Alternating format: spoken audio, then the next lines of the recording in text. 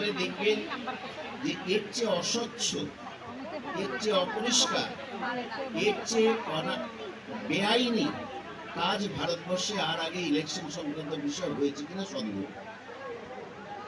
এই যে যেমন ধরুন এখানে সবাই উল্লেখ করছেন যে 27 লক্ষ বাদ পড়েছে, 27 লক্ষ বাদ পড়েছে। আপনি কি নিশ্চিত করে বলতে পারেন ইলেকশন কমিশনের কোনো নোটিফিকেশন থেকে, ওয়েবসাইট থেকে, সুপ্রিম কোর্টে দেওয়া এফিডেভিটগুলো থেকে, কোনো জায়গা থেকে আপনি কি বলতে পারেন যে হ্যাঁ 27 লক্ষ নামই বাদ পড়েছে? এটা আপনি নিশ্চিত করে বলতে পারবেন না, এতটাই অস্বচ্ছ।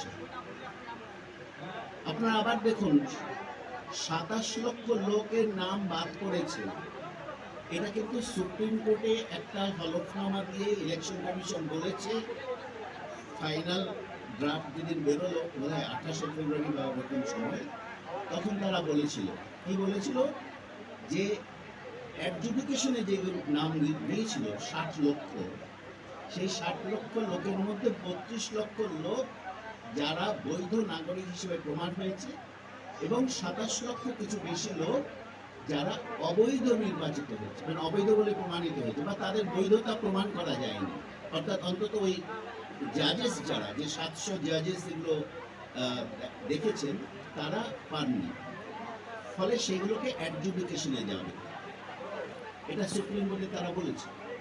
এই 27 লক্ষ প্লাস সামথিং এবং 32 লক্ষ প্লাস সামথিং যোগ করলে 60 লক্ষই হবে।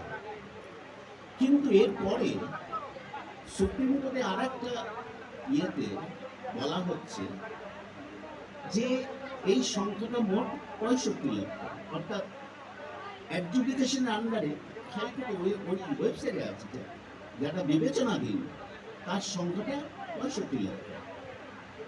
5 লক্ষ কোথা গেল?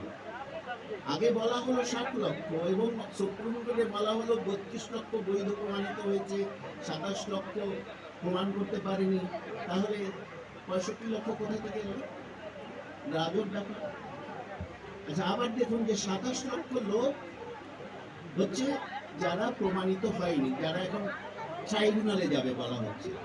কিন্তু এবার আপনি যদি নোটিফিকেশনগুলো দেখেন, ট্রাইব্যুনালে বিবেচনাধীন অ্যাপ্লিকেশন কত, সেটা হচ্ছে 34 লক্ষ।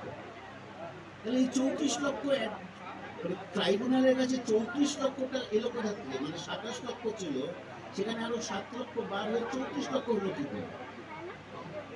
এবার এটার যখন ক্ল্যারিফিকেশন চাওয়া হচ্ছে, তখন বলা হচ্ছে যে 27 লক্ষ তো বৈধ প্রমাণ করতে পারেনি, তাই 27 লক্ষ নাম বাদ গেছে।